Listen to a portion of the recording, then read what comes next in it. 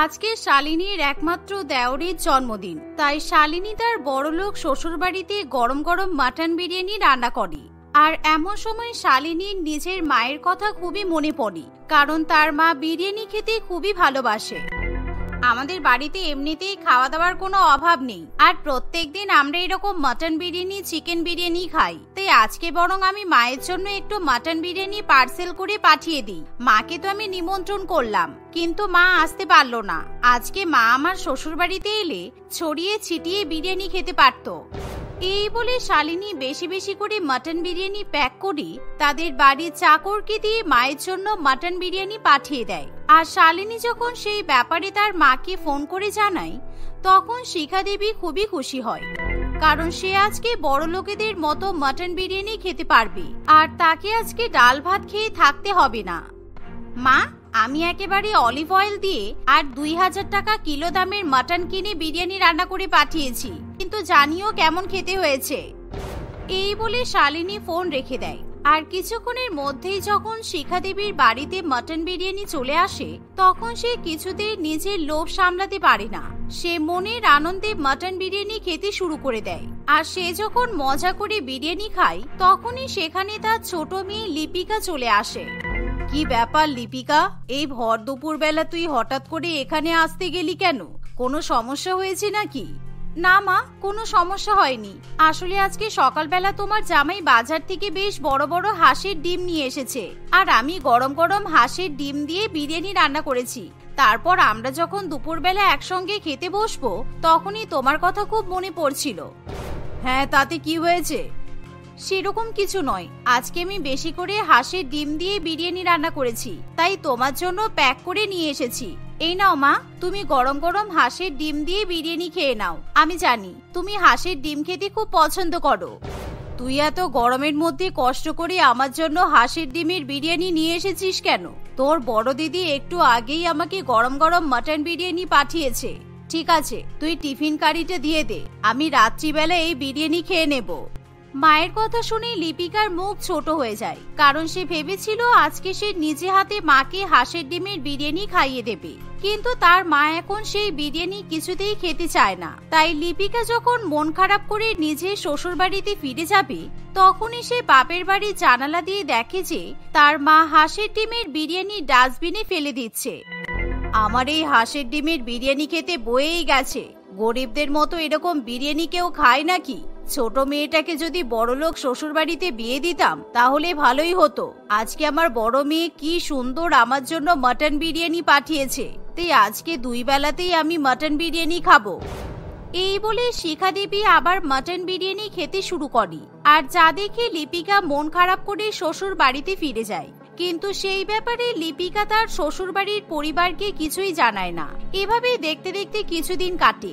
আর একদিন লিপিকা তার মাকে ফোন করে বলে, মা, আজকে আমার শাশুড়ি মা আর শ্বশুর মশাইয়ের বিবাহ বার্ষিকী, তাই আমি বাড়িতে একটু বিরিয়ানি রান্না করছি। তুমি যদি আমাদের বাড়িতে আজকে দুপুরবেলা এসে খাওয়া দাওয়া করতে, তাহলে কিন্তু খুব ভালো হতো। তুই পারিসও বটে লিপিকা, এমনিতেই গরিব শ্বশুর বাড়িতে সংসার করছিস, টাকা পয়সার খুবই অভাব, তার উপর তুই আবার বুড়ো বুড়ির বিবাহ বার্ষিকী পালন করবি। না না মা, এরকম করে বলো না, ওনারা তো বয়স্ক মানুষ, তাই ওনাদেরও তো আনন্দ করতে ইচ্ছা হয়। আর আজকে ওনারা আমার কাছে আবদার করেছে আমার হাতের বিরিয়ানি খাবে, তাই আমি সবার জন্য বিরিয়ানি বানাচ্ছি। তুমি তাড়াতাড়ি চলে এসো কেমন? এই বলে লিপিকা ফোন রেখে দেয়। আর দুপুর বেলাতেই শিখা দেবী মিষ্টি নিয়ে তার গরিব ছোট মেয়ের বাড়িতে চলে যায়।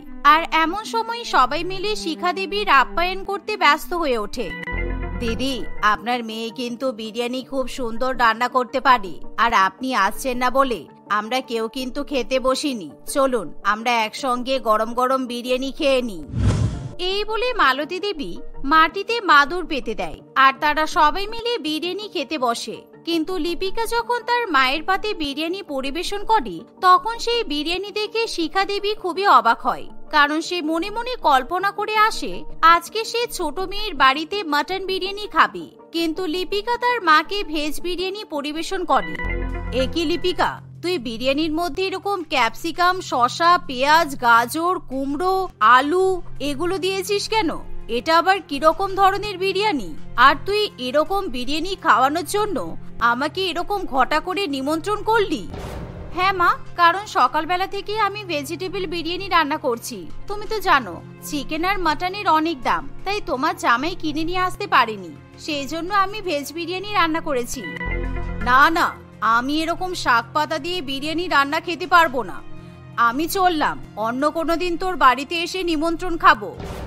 এই বলে শিখা দেবী ভেজ বিরিয়ানি ছেড়ে তখনই উঠে দাঁড়ায়। আর যা দেখে লিপিকা এবং তার শ্বশুরবাড়ির পরিবার খুবই অপমানিত বোধ করে, তাই তারা সবাই মিলে শিখা দেবীকে বিরিয়ানি খাওয়ার জন্য জোরাজুরি করে। না না দিদি, আপনি বুঝতে পারছেন না, আমি এখন আপনাদের বাড়িতে বিরিয়ানি খেতে পারবো না, কারণ এরপর আমাকে বড় মেয়ের বাড়িতে নিমন্ত্রণ খেতে যেতে হবে। ঠিক এমন সময় শালিনী তার মাকে ফোন করে। আর যা দেখে শিখা দেবী ইচ্ছাকৃতভাবে ফোনটা স্পিকারে রেখে বড় মেয়ের সঙ্গে কথা বলতে শুরু করে। কি ব্যাপার মা, এখনো তোমার গরিব ছোট মেয়ের বাড়িতে বিরিয়ানি খাওয়া হলো না? তুমি কখন আসবে? আমরা তো তোমার জন্য অপেক্ষা করছি। তোমার জামাইয়ের আজকে অনেক বড় সরকারি পোস্টে প্রমোশন হয়েছে, তাই আজকে আমরা সবাই মিলে 5 স্টার রেস্টুরেন্টে বিরিয়ানি খেতে যাব। তুমি তাড়াতাড়ি চলে এসো, তোমাকেও তো আমরা সাথে করে নিয়ে যাব। হ্যাঁ হ্যাঁ, আমি আসছি। আর বলিস না, তোর ছোট বোন নিমন্ত্রণ করে আমাকে একেবারে গুগলি খাইয়ে দিল। এখানে এসে দেখি ভেজ বিরিয়ানি। যদি আমি জানতাম আমাকে এরকম ভেজ বিরিয়ানি খেতে দেবে, তাহলে আমি এখানে কিছুতেই আসতাম না। এরকম নক্কার জন্য কথোপকথন শুনি লিপিকা এবং তার পরিবারের মাথা অপমানে নিচু হয়ে যায়, আর তারা শিখা দেবীকে কিছুই বলতে পারে না। অন্যদিকে শিখা দেবী মুখ ঝামটা দিয়ে তখনই সেখান থেকে বেরিয়ে পড়ে। আর সেদিনকার মতো লিপিকা এবং তার পরিবারের কেউ সেই ভেজ বিরিয়ানি খেতে পারে না। তোমার মা যে আমাদেরকে এভাবে অপমান করবে আমরা তো ভাবতেই পারিনি। আর তোমার বড় বোন কিন্তু ভীষণই অহংকারী, ওর কথাবার্তা মোটেই ভালো নয়। মা, আপনি মন খারাপ করবেন না, কারণ আজকে আপনার আর বাবার বিবাহ বার্ষিকী। আমি আমার মা আর দিদির তরফ থেকে আপনার কাছে ক্ষমা চেয়ে নিচ্ছি। অন্যদিকে শিখা দেবী দোকান থেকে গরম গরম রসগোল্লা কিনে তার বড় মেয়ের বাড়িতে গিয়ে পৌঁছায়। কিন্তু সেই রসগোল্লা দেখে শালিনী বলে, মা তুমি পারো বটে, এরকম কম দামি রসগোল্লা নিয়ে আসার কোনো দরকার আছে? বেকার বেকার কেন নিয়ে আসলে? তুমি ফাঁকা হাতে চলে আসলেই পারতে। আর আমরা এমনিতেও 5 স্টার রেস্টুরেন্টে বিরিয়ানি খেতে যাচ্ছি, তাই ওখানে গিয়ে মিষ্টি তো খাবোই। তোমার এরকম আদিক্ষেতা মোটেই কিন্তু ভালো লাগে না আমার। না রে, আসলে তোরা দুই বোন ছোটবেলা থেকে ওই রামুর দোকানের রসগোল্লা খেতে ভালোবাসিস তো, তাই আমি তোদের জন্য রসগোল্লা নিয়ে এসেছি। তোর ছোট বোনকেও কিন্তু দিয়ে এসেছি।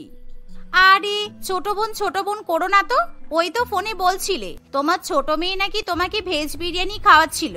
অবশ্য ঠিকই আছে, তুমিও গরিব, তোমার ছোট মেয়েও গরিব। ছাড়ো, এসব বাদ দাও।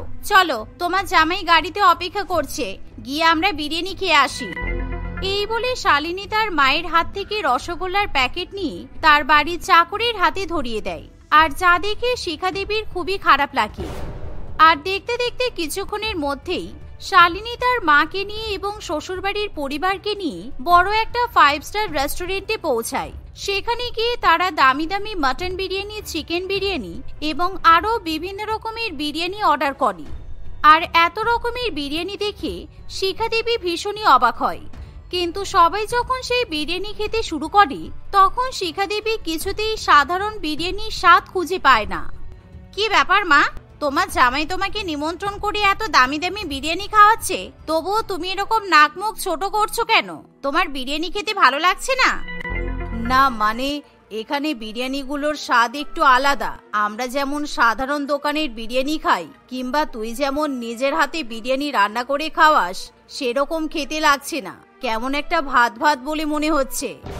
তুমি কি বলছোটা কি মা? এই 5 স্টার হোটেলের বিরিয়ানি তোমার ভাত বলে মনে হচ্ছে? এমন সময় শালিনীর কথা শুনে তার শ্বশুরবাড়ির পরিবারের সকলে হেসে ওঠে। আসলে বৌমা, তোমার মায়ের এরকম 5 স্টার হোটেলে বসে খাবার খাওয়ার কোনো চাষ নেই, তাই বিরিয়ানির স্বাদ বুঝতে পারছে না। তুমি বরঞ্চ তোমার গরিব ছোট বোনের বাড়িতে তোমার মাকে পাঠিয়ে দাও, ওখানে লিপিকা তোমার মাকে মাটির উনুনে বিরিয়ানি রান্না করে খাওয়াবে। এভাবে পারমিতা দেবী শিখা দেবীর উপর হাসাহাসি করে। আর যা দেখে শিখা দেবী ভীষণই অপমানিত বোধ করে, তাই সে তখনই নিজের বাড়িতে ফিরে যায়। দেখতে দেখতে আরো কিছুদিন কাটে। প্রীতম, তোমার বোন আজকে কলেজে খুব ভালো রেজাল্ট করেছে, তাই আমি আজকে গরম গরম বিরিয়ানি রান্না করব। কিন্তু আজকে চিকেন বিরিয়ানি রান্না করব। 2 মাস হয়ে গেল আমরা চিকেন খেতে পারিনি। এই শুনে প্রীতম বাজারে চলে যায় আর সে বাজার থেকে 1 কেজি চিকেন কিনে নিয়ে আসে। তাই লিপিকা সেই চিকেন দিয়ে গরম গরম বিরিয়ানি রান্না করে। আর তখনই হঠাৎ করে সেখানে লিপিকার মা চলে আসে। এ কি মা, তুমি এখানে হঠাৎ করে? তুই আমাকে না বললে কি হবে? তোর ননদের সঙ্গে আমার রাস্তায় দেখা হয়েছিল আর ও আমাকে ওর রেজাল্টের কথা বলেছে, আর এটাও বলেছে তুই নাকি আজকে চিকেন বিরিয়ানি রান্না করছিস। তাই আমি তোর ননদের সঙ্গে চিকেন বিরিয়ানি খেতে চলে এসেছি। আমি জানি সেদিনকে আমার ব্যবহারে তোদের খুব খারাপ লেগেছে, তাই আজকে তোরা আমাকে নিমন্ত্রণ করিসনি, কিন্তু আজকে আমি নিজেই তোদের কাছে ক্ষমা চাইতে এসেছি। মায়ের মুখে এরকম কথা শুনে লিপিকার চোখে জল চলে আসে আর সে তখনই তার মাকে জড়িয়ে ধরে। আর দেখতে দেখতে কিছুক্ষণের মধ্যেই লিপিকার বিরিয়ানি রান্না হয়ে গেলে সে সবাইকে গরম গরম বিরিয়ানি পরিবেশন করে। আর লিপিকা খুবই ভালোবেসে তার মায়ের পাতে বেশি বেশি পরিমাণে বিরিয়ানি এবং ভালো ভালো মাংসের পিসগুলো তুলে দেয়। আর যা দেখে শিখা দেবীর চোখে জল চলে আসে। কিন্তু তখনই হঠাৎ করে শালিনী তার মাকে ফোন করে বলে, মা, কালকে রাত্রিবেলা তুমি আসবে তো? কারণ আমার কয়েকজন বান্ধবী আমার বাড়িতে মটন বিরিয়ানি খেতে আসছে। আর তুমি তো জানোই আমাদের বাড়িতে বিরিয়ানি রান্না হলে অনেকটাই বিরিয়ানি বেঁচে যায়, তাই বেকার বেকার আমি বিরিয়ানি নষ্ট করতে চাই না। তুমি এসে বিরিয়ানি নিয়ে যাবে আর নিজের জন্য নিয়ে যাবে। তুই রাস্তার কোনো গরিব মানুষকে বিরিয়ানি খাইয়ে দিস, তাহলে তোকে অনেক আশীর্বাদ দেবে। আর এরকম ভাবে যদি কোনোদিন আমাকে নিমন্ত্রণ করিস, আমি তোর শ্বশুরবাড়ির দরজায় গিয়ে কখনো দাঁড়াবো না।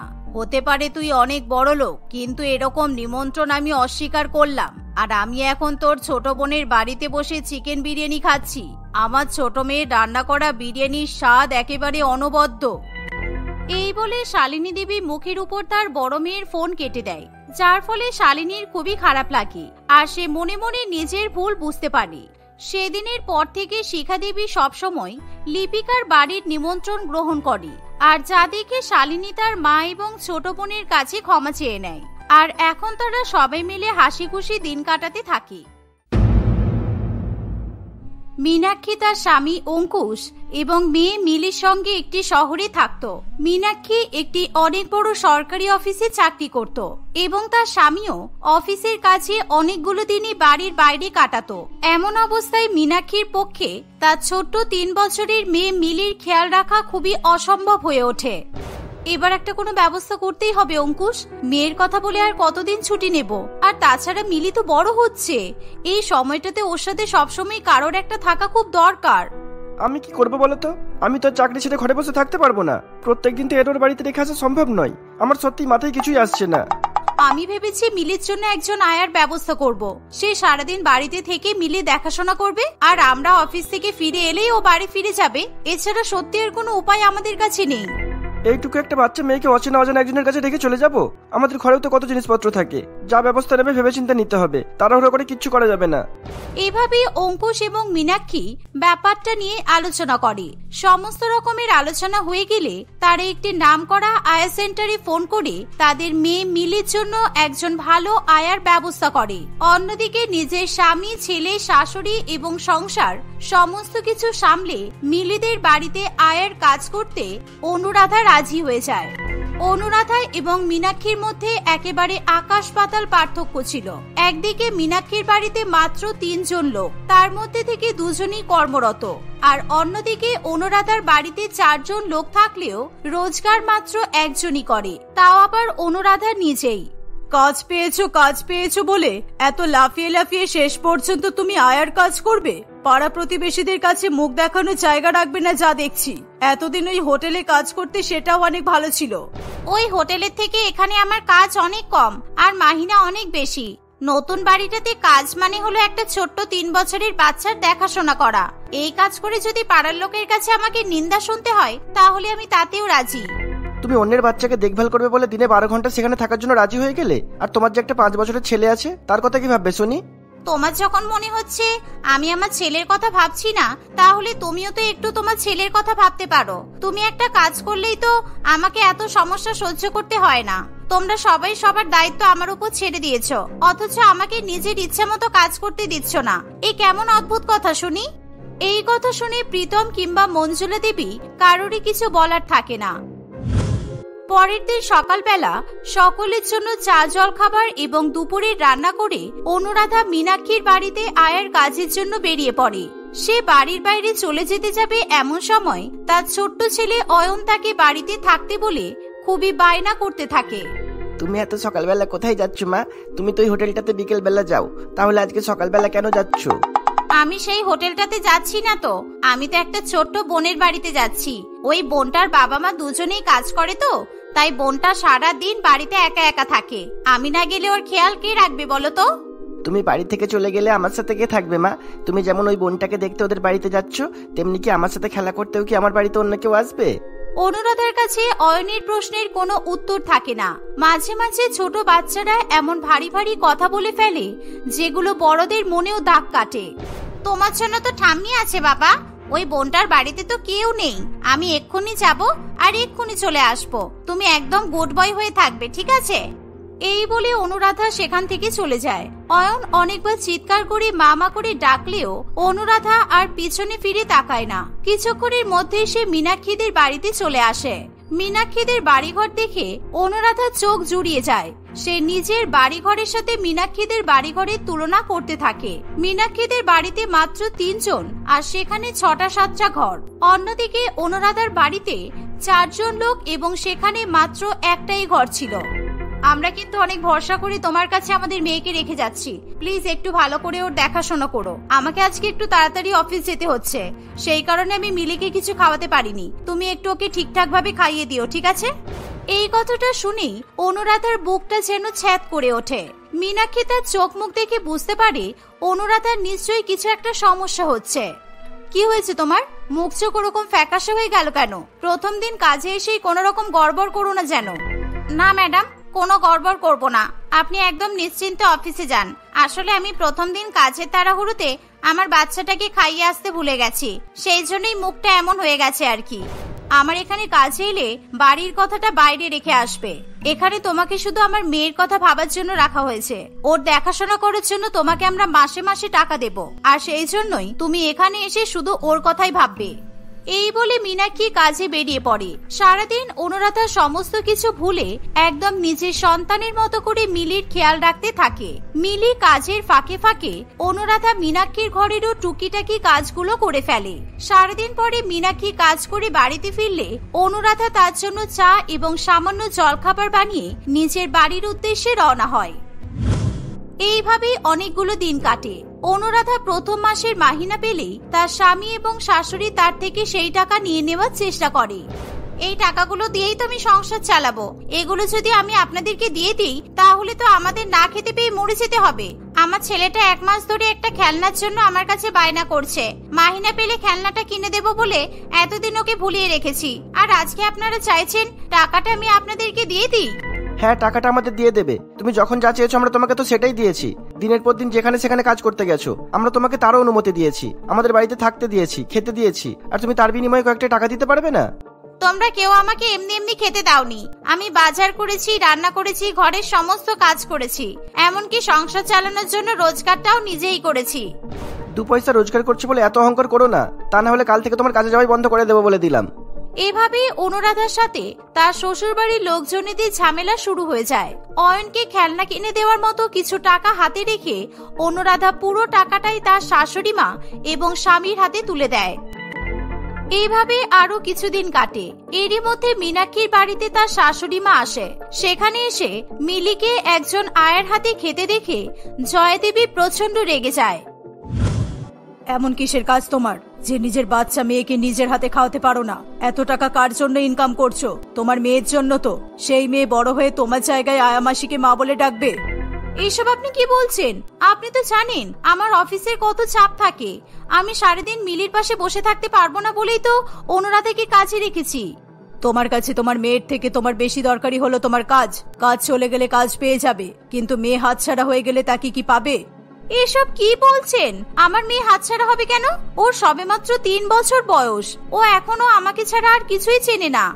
কয়েকদিন পর তোমাকে ছেড়ে বাকি সবাইকে চিনবে। যেদিন মিলি এই আয়ামাসিকে মা বলে ডাকবে সেদিন তুমি বুঝতে পারবে আমি তোমাকে কেন সাবধান করেছিলাম। ছোট বাচ্চারা কাদা মাটির মতো হয়, এদেরকে তুমি যেভাবে তৈরি করবে এরা সেভাবেই তৈরি হবে। এখন তুমি যদি চাও তোমার বাচ্চা বস্তিতে থাকা লোকেদের মতো কথা বলুক, ওদের মতো চালচলন করুক, তাহলে তাই করুক, এরপরে আমার আর কিছু বলার নেই। এই বলে জয়াদেবী সেখান থেকে চলে যায়। জয়াদেবীর কথা মীনাক্ষীর মনে দাগ কাটে। সে বুঝতে পারে সত্যি সত্যি মিলি 24 ঘন্টার মধ্যে 12 ঘন্টা ঘুমায়, আর যেই 12 ঘন্টা জেগে থাকে পুরোটাই অনুরাধার কাছে থাকে। এরকম চলতে থাকলে মিলি সত্যি অনুরাধাকে কোনোদিন মা বলে ডাকবে আর মীনাক্ষীকে চিনতে অস্বীকার করবে। এসব কথা ভাবতে ভাবতে মীনাক্ষী সিদ্ধান্ত নেয় যে সে অনুরাধাকে আর কাজে রাখবে না।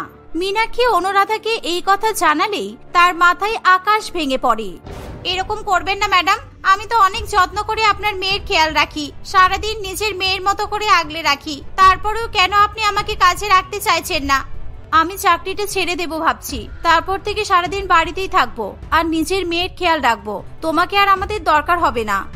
আমার এই কাজটা চলে গেলে আমরা না খেতে পেয়ে মরে যাব ম্যাডাম।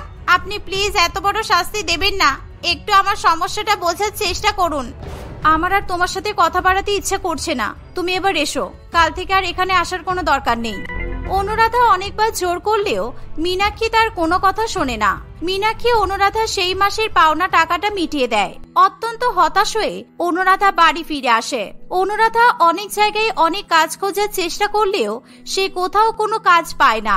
প্রত্যেক দিনের সংসার খরচ চালাতে গিয়ে তার জমানো টাকা কিছুদিনের মধ্যেই শেষ হয়ে যায়। এরই মধ্যে সঠিক সময় খাবার না পেয়ে অয়ন খুবই অসুস্থ হয়ে পড়ে। তার গা জ্বরে পুড়ে যায়, কিন্তু অনুরাধার কাছে ছেলের ওষুধ আনার জন্য একটা টাকাও থাকে না। এ তুমি আমাকে কেমন সংকটে ফেললে উপরওয়ালা? আমার ছেলেটার এত শরীর খারাপ, আমি একটা ওষুধ আনতে পারছি না। সারাদিন ঘরের কাজ রান্না বান্না করে ছেলেটার সাথে 2 মিনিট বসারও সময় পাচ্ছি না। আমি বুঝতেই পারছি না আমি কি করব।